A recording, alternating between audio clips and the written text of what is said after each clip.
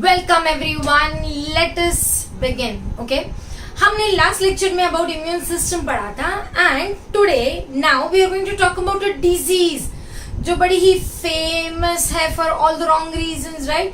So we are going to talk about a disease again which is related to something like the immune system. Okay, let us talk about the disease which is called as AIDS. Okay, now what exactly is AIDS? Let us see the full form of AIDS. AIDS is acquired immunodeficiency syndrome. Okay, so it is acquired immunodeficiency syndrome. चलो split करते हैं और समझते हैं क्या है. Okay, याद रखो एड्स तुम्हें हवा, खाना, पानी, छूने इन सब से नहीं होगा. एड्स तुम्हें डेफिनेटली किसी न किसी से मिलेगा. ये इनबॉर्न नहीं है. You will get it from someone, so you acquire it throughout your lifetime, right? अच्छा, एड्स में होता क्या है? AIDS is caused by a virus जिसको हम लोग HIV कहते हैं. HIV is human immunodeficiency virus. Human immunodeficiency virus, that is HIV, को हम लोग प्यार से रेट्रो वायरस भी कहते हैं. अब ये HIV करता क्या है? कुछ नहीं करता है. ये HIV तुम्हें कुछ नहीं करेगा, ओके? बट ये HIV हमारे इम्यून सेल्स को मारेगा. टू बी स्पेसिफिक, ये HIV जब हमारी बॉडी में जाता है तो हमारे बॉडी में स्पेशली इसके टारगेट सेल्स होते हैं CD4 पॉजिटिव वाले रिसेप्टर्स. ओके, मतलब ऐसे सेल जिसके पास CD4 है. कौन कौन है जिसके पास CD4 है? हमारे पास TH सेल्स के पास CD4 है और हमारे पास है मैक्रोफेजेस के पास CD4. तो ये HIV करता क्या है? कुछ नहीं. ये TH और मैक्रोफेजेस के CD रिसेप्टर को जाकर बाइंड कर देता है और उसके बाद उसके अंदर चला जाता है और खुद को रेप्लिकेट करता है और TH और मैक्रोफेजेस को मार देता है. TH अगर खत्म होने लगे तो साइटोकाइंस, लिम्फोकाइंस कम बनेंगे जिसकी वजह से B cells, T cells, macrophages, neutrophils सभी के प्रोलिफरेशन में प्रॉब्लम आएगा. मतलब ओवरऑल तो हमारे इम्यून सिस्टम की बैंड बज गई and that is how the body becomes immunodeficient. अब अगर बॉडी में इम्यूनिटी ही कमजोर हो जाएगी तो कैन आई से my body will get a lot of infections. Rather the body will develop a lot of opportunistic infections जो normally नहीं होते हैं, जैसे कि TB है, टॉक्सोप्लाज्मोसिस है, कैंडियासिस है. बहुत सारी चीजें हैं जो नॉर्मली नहीं होती है. निमोनिया बहुत फ्रीक्वेंटली नहीं होता है.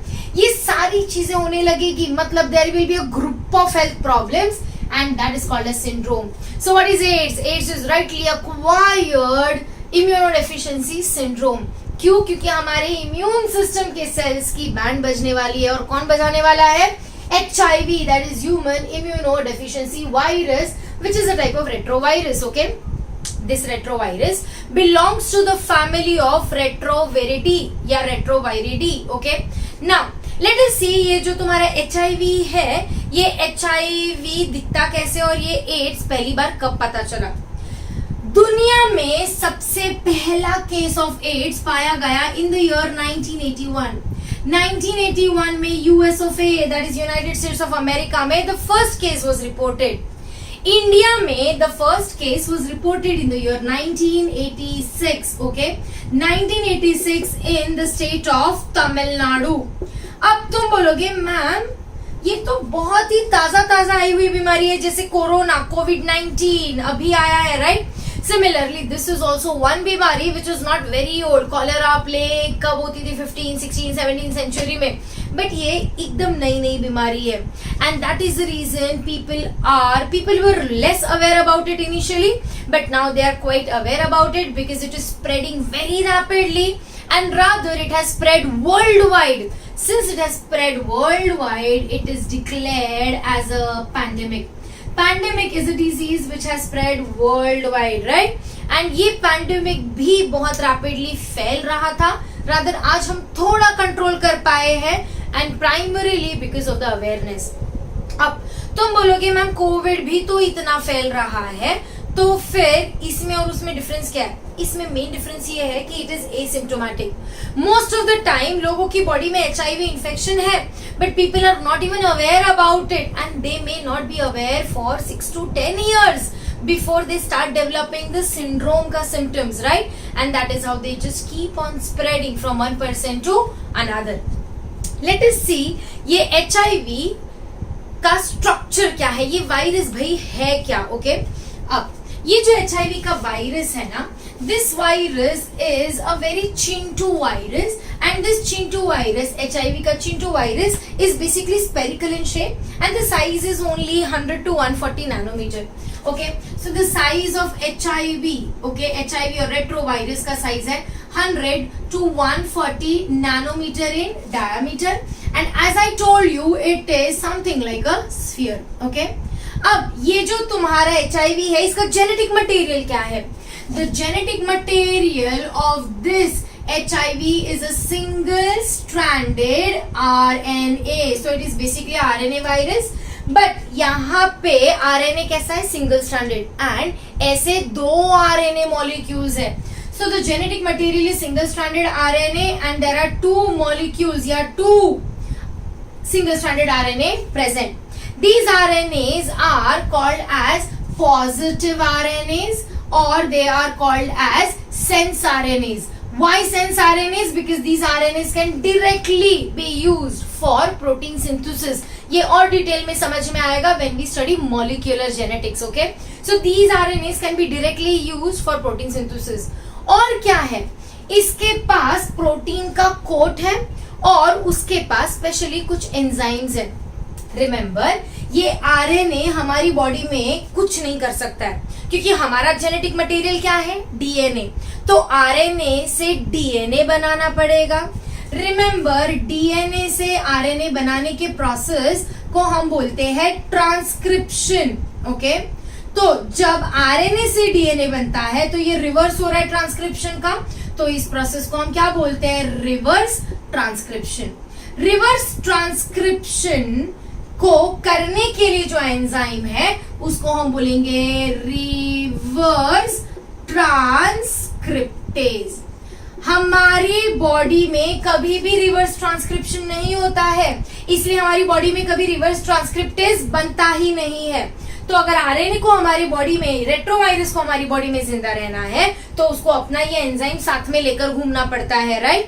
So this virus also has reverse transcriptase and एक बार वो आरएनए से बना दे डीएनए तो ये डीएनए को हमारे जेनेटिक मटेरियल में इंटीग्रेट करना है. तो इंटीग्रेट करने के लिए एक एंजाइम चाहिए जिसका नाम है इंटीग्रेज. सो जेनेटिक मटेरियल है सिंगल स्ट्रैंडेड आरएनए और एंजाइम जो इसके साथ दो डेफिनेटली जाएगा वो है रिवर्स ट्रांसक्रिप्टेज एंड इंटीग्रेज. चलो देखते हैं इसका स्ट्रक्चर. ओके, अब तुम्हारे आरएनए रेट्रोवायरस में सबसे पहले ये है तुम्हारा रिवर्स ट्रांसक्रिप्टेज. सॉरी, ये है तुम्हारा सिंगल स्ट्रैंडेड आरएनए और ये भी है तुम्हारा single stranded RNA. So there are 2 single stranded RNA. यहाँ पे है तुम्हारा रिवर्स ट्रांसक्रिप्टेज, ये है तुम्हारा रिवर्स ट्रांसक्रिप्टेज और ये है तुम्हारा इंटीग्रेज और ये है तुम्हारा इंटीग्रेज. ओके, अब इसके around there is a protein coat. Okay, so इसके around there is a protein coat. This protein coat is called as capsid. So the protein coat which is immediately covering this, okay, is called as what? Capsid. Okay, so this protein code is called as capsid. अच्छा, capsid अंदर की तरफ है, so it is inner coat. इसके बाहर भी एक coat दिखेगा तुम्हें, ये भी एक प्रोटीन कोट है और ये जो बाहर का प्रोटीन कोट है इसे हम बोलेंगे मैट्रिक्स. सो कैप्सिड है अंदर और मैट्रिक्स है बाहर. ओके, नाउ जो तुम्हारा मैट्रिक्स है it is made up of protein जिसको हम बोलेंगे P14. Okay, so matrix is made up of P14 and capsid is made up of P24. So matrix P14, capsid P24. Okay, अच्छा, उसके अलावा matrix के बाहर there is a lipid membrane. So there is a lipid membrane जो तुम्हारे matrix के बाहर है. So this is your lipid membrane. Okay, so I'll just make it. This is your lipid membrane. Okay, अब ये जो लिपिड मेम्ब्रेन है इसके अंदर भी तुमको कुछ मिलेगा स्ट्रक्चर। इसके अंदर हमें मिलेंगे glycoproteins which are embedded. Okay, so there are two different types of glycoproteins which are present. This is the glycoprotein, okay, which is present outside. Okay, so there are a lot of these glycoproteins which are present integrated in your lipid membrane. This glycoprotein is called as glycoprotein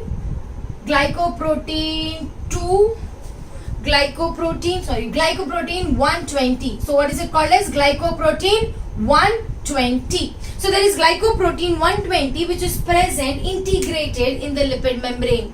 There is one more glycoprotein along with this, and this glycoprotein is your glycoprotein 41. So what is the glycoprotein? It is glycoprotein 41. So you have glycoprotein 120 and glycoprotein 41 which are present in the lipid membrane. ये हमें थोड़ा याद रखना पड़ेगा. And that is the structure of your RNA. So this is single stranded RNA.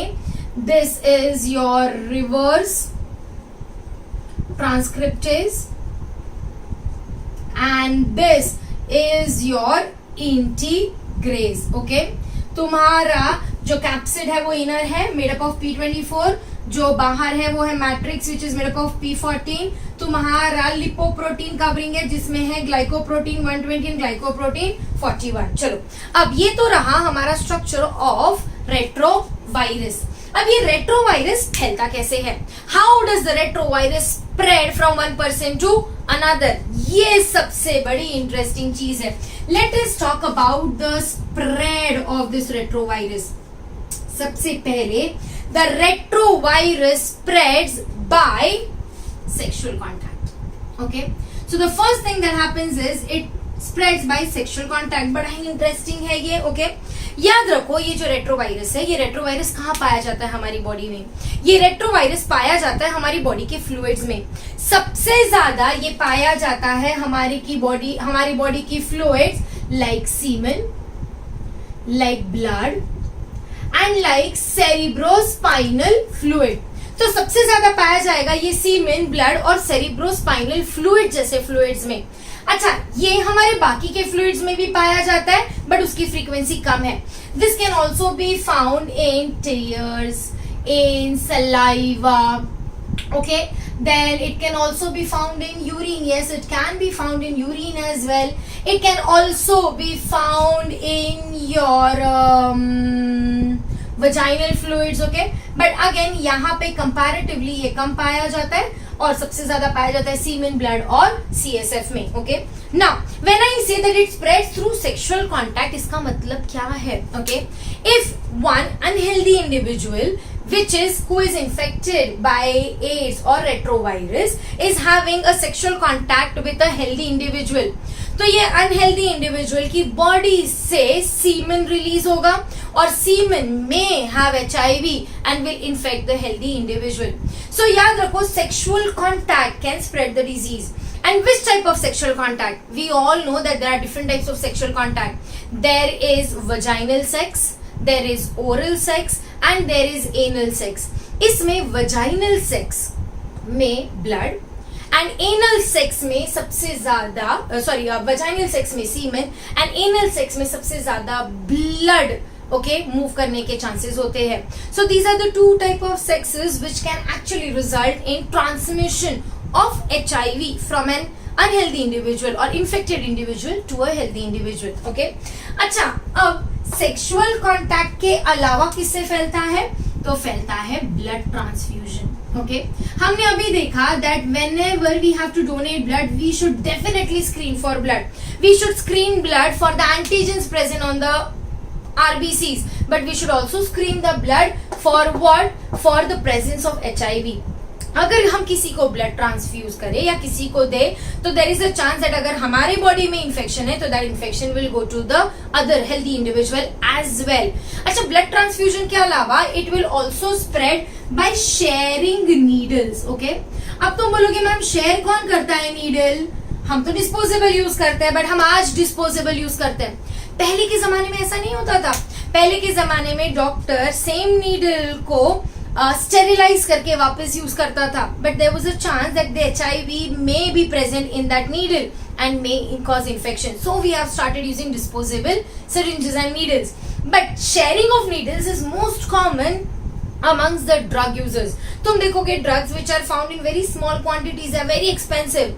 इसको तुम liquefied form में सीधा needle के through अंदर डालते हो, and एक ही needle से कितने सारे drug users the same drug को inject करते हैं. So injectable needles, injectable drugs are one of the major sources of spreading this disease. Okay? अब उसके अलावा और किससे फैलता है? तो फैलता है ट्रांसप्लासेंटल. ओके, इसका मतलब है from the infected mother to the young or fetus, okay, to the young child or the fetus. So you will see that this virus can cross the placenta and go to the child. Similarly, अगर mother feeding है तो you will see ये जो है ये milk जैसे fluids में भी पाया जाता है virus, and feeding mother can also give it to the young one through the milk. So transplacental and through lactation also it will spread. अब ये स्प्रेड होता है sexual contact, blood transfusion, sharing of needles and transplacental. Sexual contact में as I said it can spread through anal as well as vaginal, normal sex as well as oral sex. Okay, अब anal sex generally कौन engage करता है? You will see that anal sex is done mostly by gays. Okay, that is when two men are involved in sexual act. In that case, anal sex is practiced. In fact, initially when this was discovered, disease was discovered in the year 1981, तब पाया गया था that ये बहुत ज्यादा गे community में पाया जाता है. तो इनिशियली इसको नाम दे दिया था grid, that is gay restricted immunodeficiency. Okay, gay restricted immunodeficiency because it was found in gays, right? But later on जब आगे स्टडीज किया गया तो पता चला कि no, it is not only found in the gay community, it is also found in normal human beings as well, okay, and who are involved in vaginal sex as well, and that is how the name GRID was changed to AIDS later. Okay, now let us see भाई ये virus करता क्या है हमारी body में और किस तरह से हमारी बॉडी के इम्यून सिस्टम की वाट लगाता है. Okay, now this virus has a very high affinity for CD4 receptor.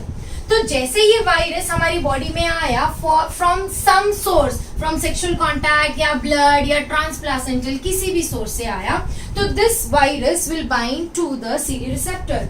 Now, this virus HIV binds to the CD receptor which are present on the T cells or macrophages. अब ये पूरा का पूरा virus अंदर नहीं जाएगा. ये virus का सिर्फ क्या जाएगा, हमारा RNA, सिंगल स्ट्रैंडेड RNA जाएगा, और उसके अलावा जाएगा इंटीग्रेज, और उसके अलावा जाएगा reverse transcriptase. This virus when it enters the macrophage या TH, that is T helper cell, तो ये हमारी सेल की मशीनरी यूज करने लगेगा. हमारी सेल की मशीनरी जब यूज करेगा तो ये सिंगल स्ट्रैंडेड RNA को रिवर्स ट्रांसक्रिप्शन के थ्रू कन्वर्ट कर देगा इनटू डबल स्ट्रैंडेड DNA. ये डबल स्ट्रैंडेड DNA हमारी सेल के अंदर बना हमारी मशीनरी यूज करके. डबल स्ट्रैंडेड DNA बनने के बाद this double stranded DNA will integrate inside our genome, मतलब इनसाइड आवर DNA. तो ये डबल स्ट्रैंडेड DNA इंटीग्रेट हो गया हमारे DNA के अंदर. तो अगर ये हमारा DNA है तो ये double stranded DNA will now get integrated. एक बार ये इंटीग्रेट हो गया तो अब ये हमारी सेल की मशीनरी को और भी ज्यादा एक्सप्लॉइट करने लगेगा और बहुत सारे वायरल प्रोटीन्स, मतलब RNA बनाएगा, कैप्सिड बनाएगा, मैट्रिक्स बनाएगा, GP120 बनाएगा, GP41 बनाएगा, और फिर इसको पूरी तरह असेंबल करेगा. जब ये असेंबल करेगा तो यहाँ पे millions, thousands and millions of particles, viral particles will be form, and these will rupture the cells and they will simply move out and enter into the new TH and macrophages. Okay, so you will see धीरे धीरे ये multiply करते जाएंगे, multiply और replicate करते जाएंगे, हमारे TH और T मैक्रोफेजेस को डैमेज करते जाएंगे एंड हमारे ब्लड में भर भर के पाए जाएंगे. मतलब हमारे ब्लड में क्या बढ़ते जाएगा, इनका viral load, and this is how they actually take over the entire immune system. So this is the way, this is the life cycle. Okay, अब जनरली ये इंटीग्रेट होने के बाद इमीडिएटली मल्टीप्लाई करके वायरल लोड नहीं बढ़ाता है. कई बार ये हमारे जीनों में इंटीग्रेट करने के बाद डॉर्मेंट हो जाता है. डॉर्मेंट मतलब शांत बैठा रहता है, ताकि हमारी बॉडी ये डिटेक्ट ही नहीं कर पाए कि बॉडी के अंदर कुछ तो गड़बड़ है. Right, so it will just remain dormant for many years together. जब ये हमारी बॉडी में डॉर्मेंट है तो हमारे पास वायरस तो है बॉडी में, बट कोई सिम्टम्स डेवलप नहीं होंगे. ऐसे लोग जनरली क्या होते हैं, एसिम्प्टोमैटिक, मतलब they do not show any symptom, but they are carriers of HIV and they will be able to infect the healthy individuals as well. कुछ में ये एसिम्प्टोमैटिक बहुत कम टाइम के लिए रहता है एंड तुरंत मल्टीप्लाई करके वायरल लोड बढ़ाता है, और ऐसे लोगों को तुम्हें सिम्टम्स काफी जल्दी भी देखने को मिलता है. ओके, अब ये जो HIV है, ये HIV के दो टाइप्स है.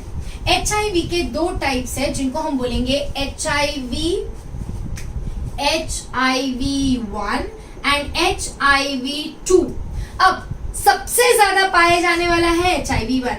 HIV1 बहुत ज्यादा रैपिडली डेवलप होता है, मतलब रैपिडली फैलता है. At the same time HIV सबसे ज्यादा इन्फेक्शियस भी है, मतलब बहुत आसानी से फैलता है, बहुत जल्दी फैलता है, बहुत लोगों को फैलता है. HIV2 कंपैरेटिवली कम लीथल है, मतलब ये बहुत ज्यादा डैमेज करता नहीं है. सो माइल्ड वर्जन इज HIV2, जबकि लीथल या जबकि infectious okay version is basically your HIV1. Okay, अब हम सोचोगे भैया ये 1981 के पहले था कहां पे virus, where was this virus exactly before 1981. तो 1981 तक अगर नहीं था तो अब अचानक से कैसे आया, जैसे हम आज सोच रहे हैं कि कोविड-19 अचानक से कहां से पैदा हो गया. राइट, लेट अस सी 1981 के पहले कहां था. 1981 के पहले ये वायरस पाया जाता था सीमियंस में, मतलब प्राइमेट्स में, चिंपैंजीज में. सो बेसिकली सिमियन में एक वायरस पाया जाता था जिसको हम लोग SIV या सिमियन इम्यूनोडेफिशिएंसी वायरस कहते थे, और ये स्पेशली पाया जाता था किसमें, चिंपैंजीज में. चिंपैंजीज में ये बहुत ही mild form of immunodeficiency cause करता था, but this virus would let them survive. Okay, now कहा जाता है कि कहीं ना कहीं ये SIV चिंपैंजी से हमारे अंदर आया है. अब ये कैसे आया है चिंपैंजी से हमारे अंदर, चिंपैंजी से हमारे अंदर आया है, कहा जाता है the first hypothesis says that during world war two बहुत सारे एनिमल मॉडल्स पर तुम वैक्सीन और ये सारी चीजों का टेस्टिंग करते थे, तब कहीं ना कहीं हम चिंपैंजीज को भी बहुत ज्यादा एक्सटेंसिवली यूज करते थे. And that is how due to some people, some researchers who were mismanaging okay chimpanzee, हो सकता है they might have come in contact with the infected chimpanzee, और उनका ब्लड और हमारा ब्लड डायरेक्ट कॉन्टैक्ट में आ गया होगा, and that is how the SIV got inside our body, that is in the human body. Okay, now there is one more thing that we generally say. Okay, let us see. So there is one more thing that we know, and that is some people say that in Africa or in some countries there is this habit of eating bush meat. अभी bush meat का मतलब क्या है? There are many countries यहाँ पे crops grow नहीं करते, so they end up eating a lot of meat and any random meat. जैसे अभी किसी ने बैट खाया तो कोरोना आया, वैसे ही कभी ना कभी किसी ने चिंपैंजी खाया होगा. So it is said that bush meat खाते थे लोग, and maybe they ate a meat of chimpanzee who was infected, and that is how this virus came into humans. अरे पर humans में जब आया तब तो ये SIV आया था, तो फिर बना कैसे HIV? याद रखो ये सीमियन इम्यूनोडेफिशिएंसी वायरस इनिशियली हमें ज्यादा कुछ नहीं करता था. जब इनिशियली हमें आया तो it was a mild form, but since it is a virus it will undergo a lot of changes, that is it will undergo a lot of mutations. SIV ने बहुत मेजर म्यूटेशंस किए हैं, and इसके बाद now it has the potential to infect us and damage our immune system. And पहले ये सिर्फ chimpanzee से चिंपैंजी में जाता था, अब ये चिंपैंजी से ह्यूमंस में आ गया and now it can move from human to human. When a viral can jump species, that is it can come from one species to another and infect. Okay, that is called as viral zoonosis.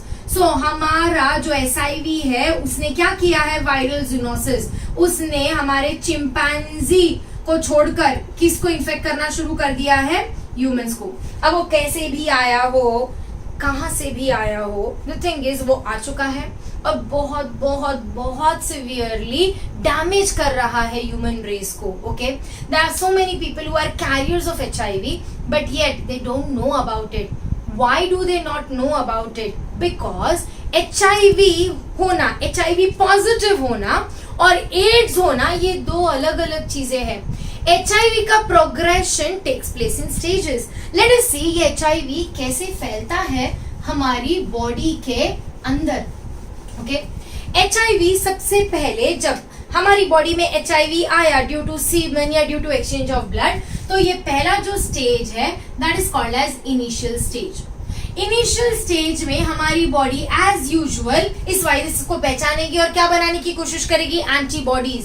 So initial stage में बनेंगी antibodies against the virus, against the HIV, और ये around 2 to 8 days तक के रहेगा, approximately 14 days तक के रह सकता है. ओके, अब ये वायरस तो बड़ा शान है. What it will do, it will enter into the cell and it will simply go into the latent और द डॉर्मेंट स्टेज.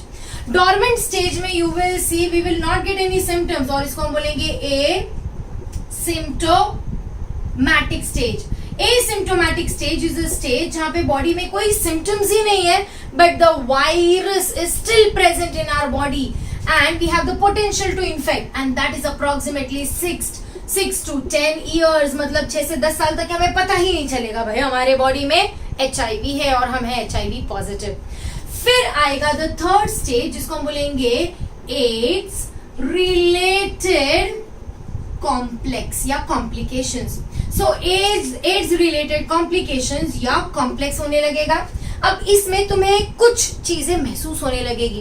क्या महसूस होने लगेगी, तुम्हें आने लगेंगे रात को पसीने, दैट इज नाइट स्वेट्स आने लगेंगे.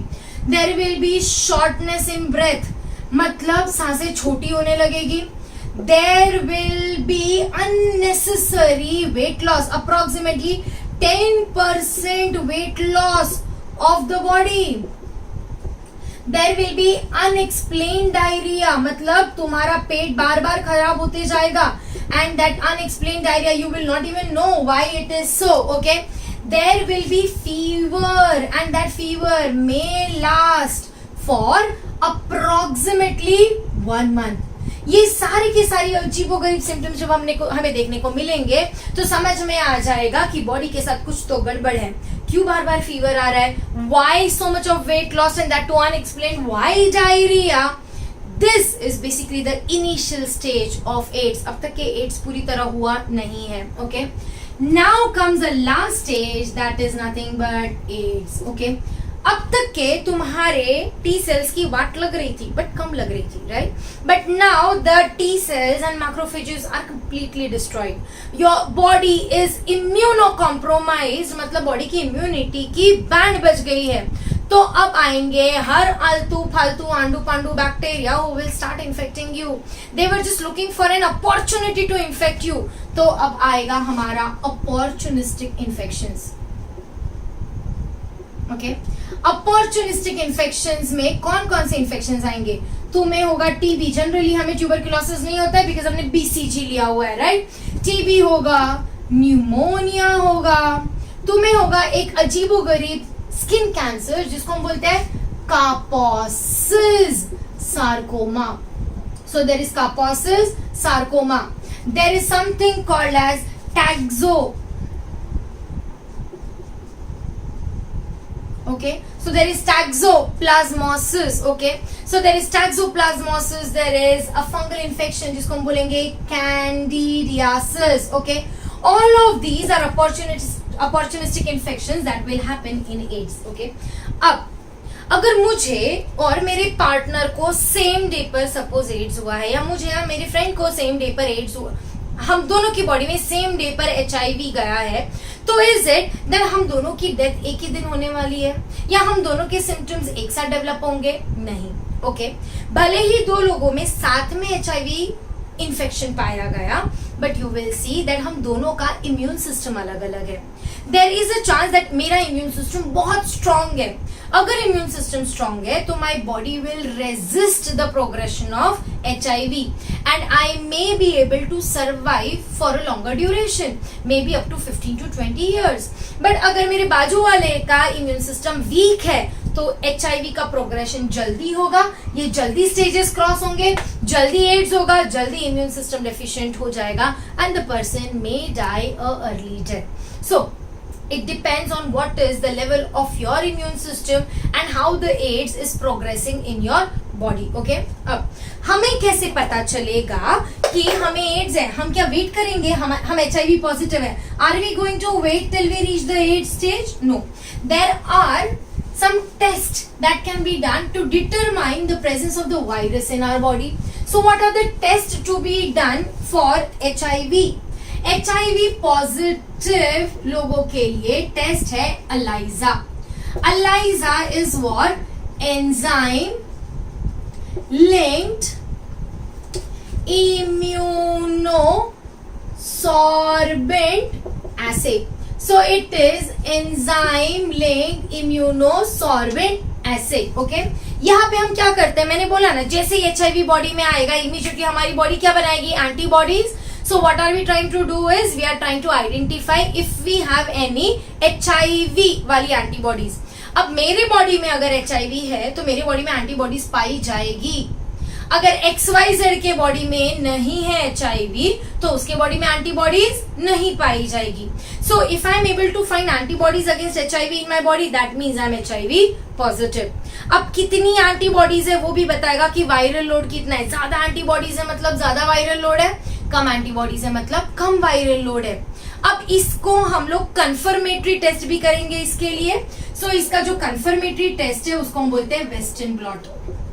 Western blot is a confirmatory test and this confirmatory test हमें बताएगा कि yes you have HIV or you are HIV positive. Some new techniques in biotechnology has also been developed, जैसे कि PCR polymerase chain reaction can also tell us about the existence of HIV, but the major test uses ELISA, that is ELISA, okay, as well as Western blot. Okay, अब हमने ये तो देख लिया कि ये डिजीज कैसे फैलता है, हमने देख लिया कि ये डिजीज कैसे प्रोग्रेस करता है और इसका टेस्टिंग क्या है, बट क्या हम इसको क्योर कर सकते हैं? No, this disease can not be cure. एक बार तुम HIV पॉजिटिव हो जाओ तो तुम्हारा मरना तो निश्चित है। ओके, निश्चित है, होगा ही। It is lethal, it will result in death, but the death can be prolonged by taking certain care. We can not cure the disease, but we can definitely prevent the disease. How do you prevent the disease? So let us see, as we say that prevention is better than cure. सबके दिमाग में आ गया है कि किस तरह से हमें प्रिवेंशन करना चाहिए। ओके, सबसे पहले प्रिवेंट कैसे करोगे? Bye avoiding sexual contact. तुम बोलोगे मैम सेक्सुअल कॉन्टैक्ट नहीं होगा तो भाई बच्चे कैसे पैदा होंगे? ऑफ कोर्स होंगे। Avoid sexual contact with multiple partners और अननोन पीपल, जिनको तुम जानते नहीं हो। You may not know because किसी की शक्ल पे नहीं लिखा है कि वो HIV पॉजिटिव है, right? So avoid sexual contact with multiple partners, unknown people and specially sex workers, that is people who undergo sexual act for money, because they have so many customers in a day, so many people visit them and they may be infected, they are at a very high risk of infection. और क्या कर सकते हो? हमें पता है blood transfusion से फैलता है, सो क्या करोगे? Screen the blood before transfusion. So screen the blood before transfusion ताकि कोई टेंशन ही नहीं रहे। और क्या कर सकते हो? You can also use one-time use, that is disposable syringes and needles. Okay, and if you know that the mother is infected, then you can definitely give some steroids and some antibodies that can prevent the transplacental traveling of the HIV. उसके अलावा of course मैं cure नहीं कर सकती हूँ, but मैं इस viral load को कंट्रोल कर सकती हूँ. We can control the viral load by giving a treatment जिसको हम बोलेंगे HAART. What is HAART? HAART या ART, okay, ART is anti retroviral treatment. HAART is highly active anti retroviral treatment. Let us see what is HAART. HAART में हम use करते हैं बहुत सारे इंजेक्शंस, बहुत सारे मेडिसिन, और ये सबका हम कॉम्बिनेशन देते हैं. हम कॉम्बिनेशन देते हैं ताकि हमारी बॉडी में वायरल लोड कम हो सके और HIV का प्रोग्रेशन स्लो डाउन हो सके. What are the medicines which are used in heart? This is one question that may be asked in your entrances, okay? So, heart में हम क्या यूज करते हैं? हार्ट में हम सबसे पहले यूज करते हैं AZT, okay? Now what is AZT? AZT is Zidovudine. It is the name of a medicine, Zidovudine. अब हार्ट में हम और यूज करते हैं TDF. So AZT and TDF. TDF is tenofovir. Tenofovir, okay? Tenofovir is TDF. Then we also use EFV. Okay, so we use EFV. EFV is what? Efavirenz. Okay, so it is Efavirenz. So EFV is Efavirenz. Okay, so what do we use? AZT, TDF, EFV. Okay, EFV के बाद we use 3TC. 3TC is Lamivudine. Okay, so these are the medicines which are given: AZT, Zidovudine, then TDF, tenofovir, EFV, efavirenz, and 3TC, that is Lamivudine. These are the medicines which are a part of heart. Okay, इसमें से तुम्हारा ये जो TDF है ये basically anti reverse transcriptase है, मतलब reverse transcriptase को खत्म करता है. ओके, नाउ ये सब मेडिसिन लेकर we can prolong the life, but definitely we can not prevent death. What we can do is we can just prolong the life by some years so that the person can live a healthy life. So the best thing is prevention is better than cure. हमें पता है that HIV बहुत ही ज़्यादा जानलेवा है, बहुत ही rapidly फैल रहा है. You can prevent the transfer by using simple condoms. Condoms are what? They are basically contraceptive devices, okay, and they also prevent the transfer of HIV from an infected individual to a healthy individual. So by simply having awareness about it, how do I create awareness? By telling more and more people about the consequences of being HIV positive, by telling the modes of transmission. We can also spread awareness by TV and media. Okay, एक चीज याद रखो, HIV sexual contact से फैल सकता है, HIV blood transfusion से फैल सकता है, शेड नीडल से फैल सकता है, बट HIV छूने से फैलता नहीं है.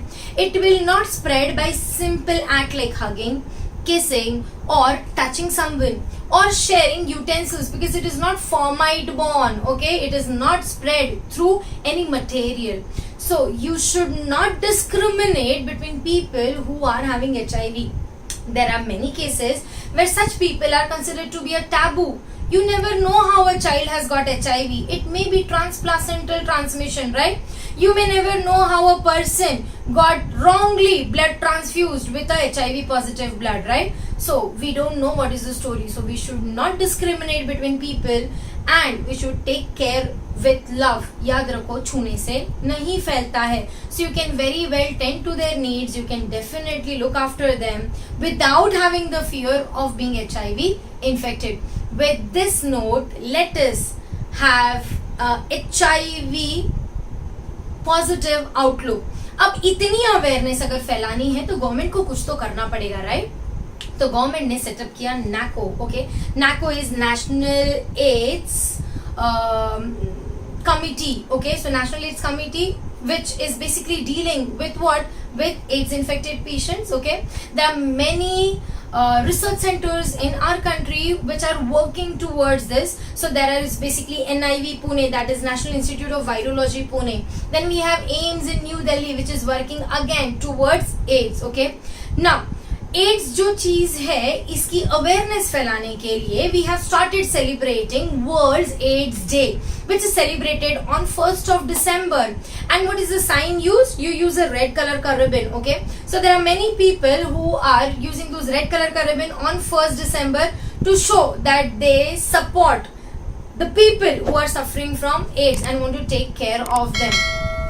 उसके अलावा we are trying to develop vaccines.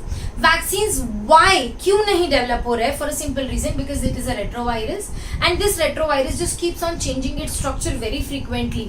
और हमारी बॉडी में वैक्सीन तभी काम करती है जब हमें सरफेस मॉलिक्यूल्स आइडेंटिफाई कर सके. सो ये अपने सरफेस मॉलिक्यूल्स या ये अपना स्ट्रक्चर इतने रैपिडली चेंज करता है कि हम एड्स के अगेंस्ट वैक्सीन बना सकते नहीं है. Again ending the lecture with prevention is better than cure. Thank you. Stay safe.